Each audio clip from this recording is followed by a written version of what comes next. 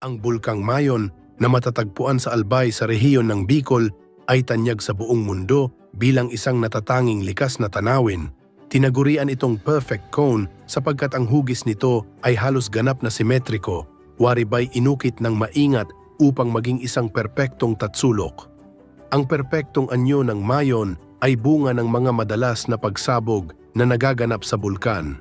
Sa bawat pagbuga nito ng lava, abo, at iba pang materyales, unti-unting naipon at nagpatong-patong ang mga ito sa paligid ng bunganga. Ang mga daloy ng lava ay malayang nakakalat sa lahat ng panig na nagbunga ng pantay at makinis na gilid mula sa tuktok hanggang sa paanan. Dahil dito, nanatiling simetriko ang kanyang hubog sa paglipas ng panahon. Bukod sa pagiging isang kamangha-manghang tanawin, ang Mayon ay nagsisilbing paalala ng kapangyarihan ng kalikasan. Bagamat taglay nito ang kagandahang hinahangaan ng mga tao, dala rin nito ang panganib ng mapanganib na pagputok na nakaaapekto sa mga pamayanang nakapaligid.